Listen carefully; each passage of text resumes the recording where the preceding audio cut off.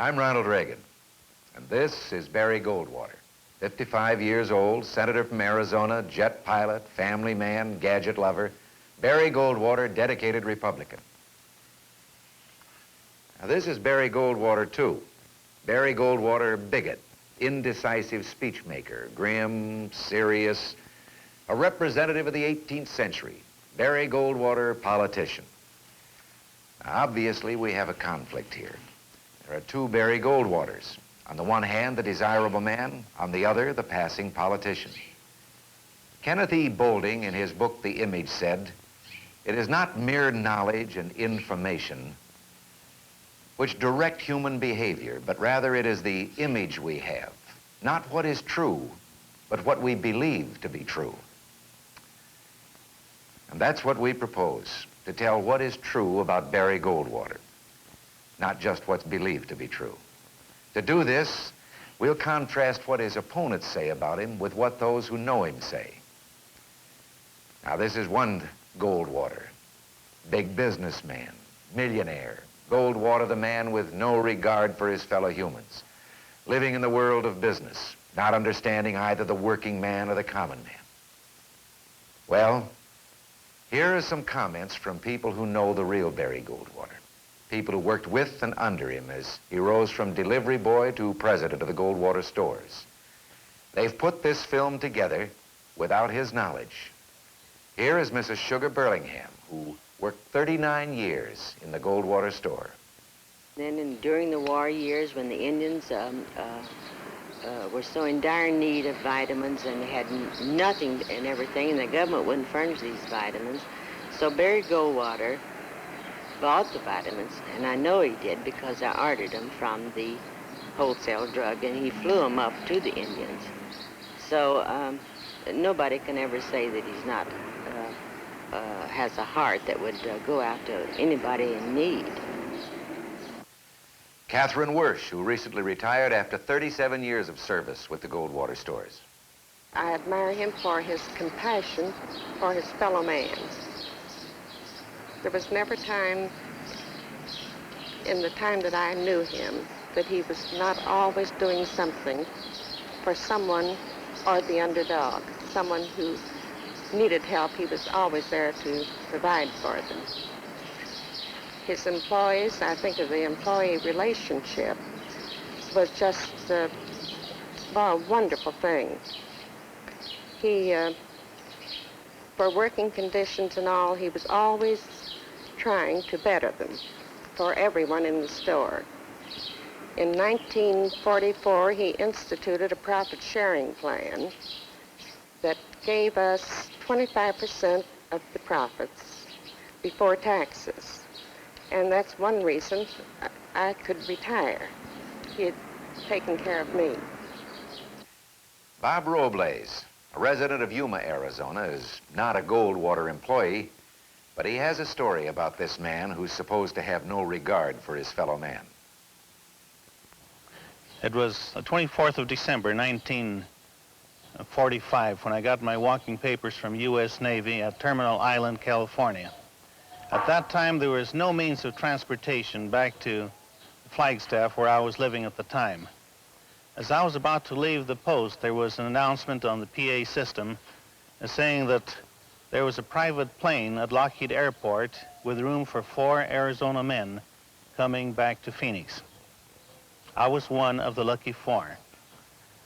We took a taxi from the post, and when we arrived at Lockheed Airport, there was a man by the name of Barry Goldwater with his own private plane, making 1, sometimes 2 trips daily from Phoenix to the coast, bringing Arizona veterans back home to Arizona so that they could be home for Christmas.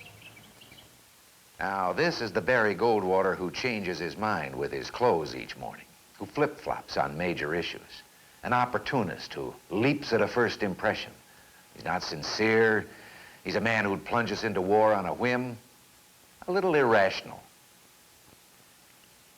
A white bear, one of Arizona's most respected Indians, has known Barry most of his life. And he says, I think his judgment is much wiser and his forethought is much stronger than what the people said about him saying that he would get us into the war. I know Goldwater family, like I said, they are strong pioneers. They want to preserve things. I don't think he would recklessly lead our country into destruction by causing a war. Harry Rosenzweig, who grew up with Barry, says, the senator has always been a very strong-willed man, and he's a man who has very firm beliefs in what he's doing and how he feels. And I feel that any charge that's been made against him about being irrational or trying to make irresponsible decisions are very wrong. He's a person who's had a great knowledge of pretty much what's going on, and I feel that he's very capable of doing a good job in the White House. And a Scottsdale housewife, mother, and former high school civics teacher, Mrs. Linda T. Hunt, says, and that's what happens. People only read this, they read one thing, and they jump to a conclusion. And if they would read and find out why he has said this, then it no longer is irrational. It's very sensible to my way of thinking, and certainly to his, because it's all based on very sound, fundamental principles that go back to the Constitution. And by being sensible, we can again command respect for, people will again command respect for the United States, which we don't really have now. And why is it? Because we've been compromising. We don't stick to one principle and say, this is it, this is right. We will do it. Instead, we're very wishy-washy. Barry Goldwater is aligned with the 18th century, wants to repeal the 20th century. He's a man who aspires to run that famous film company, 18th Century Fox. There have been thousands of jokes and some serious charges. They say this man is behind the times, not in tune with the problems of the minority or the majority. Well, let's listen some more to what those who know his background have to say. Here is Gene Warren, a 40-year employee of the Goldwater stores. Well, I think Barry Goldwater did a lot for all of his employees. They started a retirement system that is one of the best that I have ever heard of. And the store was modernized down there. That we had the first electric eye door in the state. We had the first elevator in the state. And we also had the first suction carrier system, tube system for money changing in the store. This is Barry Goldwater, a man with little regard for his fellow man, a man behind the times. The Goldwater store bought a cabin up at Prescott, Arizona, which is approximately 100 miles from Phoenix. And it was bought purposely for the employees to go up there in the wintertime if they wanted to play in the snow, and it was for the summer vacations. They were allowed to stay up there during their summer vacations. There was plenty of room, and a lot of the people enjoyed the coolness of the climate in Prescott at that time. Gene Warren continues, telling what the Goldwater stores did for the employees. The firm during the war, the Second World War, they bought a farm, and all of us employees would work on the farm, and we could have anything we wanted that they grew down there. There was cattle, they grew vegetables, and milk cows, we had butter, we had chickens, we had eggs. We had all the food we wanted during the war. And it was just for the asking. Here is Cecilia Abatia, not far out of her teens, telling just how far out of touch Barry is.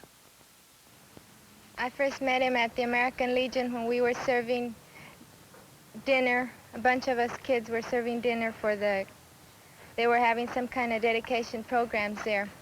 Anyway, he came over and started talking to us, not in our, in our own language, not what adults usually talk about. He was carrying on with us about the latest rock and roll records, and so the way he was talking to us, I mean, you just felt like it was one of just another teenager or something talking to you. Now, this is Goldwater the bigot, and he's been called that. This is Barry Goldwater the segregationist, a man who votes against minorities and is a foe of civil rights groups. Edward Banks, publisher of the Arizona Tribune, has followed Barry's words and actions for many years. He knows what Barry stands for. Unfortunately, Barry's got the image of being a staunch segregationist. Now, this is absolutely not true. I rather think that Barry Goldwater is one of the foremost Americans today for the protector of human rights. I would rather use the word human rights than civil rights. In Arizona, he is the only politician that's ever done anything for the minority groups. When he was on the city council, he was instigator of integrating the airport facilities after Louis Jordan, the nationally known band leader, had an unfortunate incident some 10 to 12 years ago. Barry at that time was on the city council, and he was instigator in integrating the airport facilities. When he became commander of the Air National Guard in Arizona, Barry integrated the Arizona National Guard, the first in the nation. As a member of the NAACP at that time, years ago, he gave a substantial contribution for the school integration suit. And we did away with the Negro high school in Arizona, and schools were integrated. And Barry Goldwater played a major part in this. He has always employed Negroes in his store. When he was in the managerial position of his store, he had Negro help. There is absolutely nothing in Barry Goldwater's whole life to say that he is a segregationist or he believes in segregation. Contrary to belief, he believes in integration, and he believes in equality for all Americans, regardless of race, creed, or color. Spanish-speaking Americans of Barry's hometown talk of his learning Arizona's second language long before he ran for any office. Peter Beatty, a longtime resident of Phoenix, can tell you 100 things Barry Goldwater has done for American Legion Post 41, comprised of Spanish Americans. And he can add a little insight into the man who performed these deeds. At that time when he was doing all of these things, I don't think he even had any notion of running for any office, because that was in 46 and 47, and he didn't run until 1950-51 for office. So he didn't have any intention of getting our votes. And like I said before, he has never asked us for our votes. Other candidates have gone out there and they set up the bar and do this and do that, but he has never done it. He goes out there, he goes just like he was his own home, which it is. He's a life member of the post. We made him a life member. Joe Medina, another member of Post 41 in Phoenix, has this comment about fellow member Barry Goldwater. Because actually he belongs to our club. It's a Spanish-American club. It's an American Legion club, but it's mostly Spanish-speaking people. What more do you want from a man? If he didn't like the Spanish-American people, he wouldn't belong to our club right now. He's a life member there. This is Goldwater the bigot. For another opinion, we turn to Phoenix minister, the Reverend Nellie Taylor. But as a senator, I think he is 100% all right. Because if he gets to be president, as well as he is senator now, I feel that he will treat me as well as he will treat you. Still exploring this man's reputation as a segregationist, let's talk to White Bear once more. I have met Goldwater in his home, and he has never treated me as an Indian. He has always treated me as a man and as a person. Clarence Marcel, a man who has lived and worked in Arizona for 49 years, and who in 1948 received Scouting's highest award for his work with Negro Scout troops, says, I know Barry Goldwater too well to believe that he's a segregationist. I've served him many a time behind closed doors. I've served him in the public, with the public. And he says the same thing behind closed doors as he says to the public. Now for a word from the younger generation, let's listen to Joe Benitez. I think he has the good of the people and especially the country in mind. And of course, I am in a minority group, and many times I favor the minority groups, especially the Mexican people, but number one, I'm an American. And this is what I feel about Barry Goldwater, that he is number one in American. And what he says and his philosophies are strictly American. I think he has many, many, many good points. And this is the way I feel towards him. I think he's a great man. I thoroughly respect him. Barry Goldwater's solemn, cold, in fact. He just doesn't seem human at times, looks straight ahead when he walks. Well, Mrs. Thomas Ross, California housewife, knows Barry better than most people. She's the former Joanne Goldwater. And she's going to read a letter to us that she received from her father shortly after her wedding, June 18, 1956. Dearest Joanne, there have been moments of pride, great pride, during the years I have lived. There is a constant pride in my country, my state, my name, and my family. There was that day I graduated from grammar school. Then Stanton, the day I married your mother, and each day that brought my 4 children. There was the afternoon I was made the head of my business, and the day I was sworn in as an officer of our armed forces. The moment the wheels of that first plane I soloed touched the ground, and then there was the time I first landed in Scotland. I must list the first election I won, then came my seat in the Senate. But as I sit here reminiscing over these many honors that have produced such pride in my heart, I cannot bring them to a comparison nor to an equity with that which I felt during those fleeting moments I walked with you down the aisle of blue satin. Laid as it was over the floor of our church in which I was christened, in which my children were baptized and christened, from which your grandfather and many of my old friends have received their last blessings, and in which that night gathered our friends, you can well imagine that great pride in my heart as you took my arm and we commenced our walk to your eternal happiness. You were beautiful, not just of a physical or outward nature, but you showed that night to all who have known you and your family the dignity, the charm, the warmth, and the graciousness of your mother. Believe me, it is a deep well from which I will always draw pleasure and assurance to realize that the efforts of my feeble and few contributions and the vast and unselfishly devoted hours your mother has given you resulted in that vision of white lace standing with a man who is now one of us and whom we all love. This feeling will come once again to me as I walk with your sister down that soft road to the joy, tranquility, and understanding that love between two can bring. However, until that time, the bright honors and moments of pride that have been mine are dimmed and darkened by the brightness of what you gave me on the night of June 18th. Love, Dad. Well, in conclusion, I'd like to say that I very much agree with one of America's greatest generals when he wrote to the senator in 1961. A great vacuum exists that you can fill. Never let up and never flinch. Dramatic and startling events lie just ahead.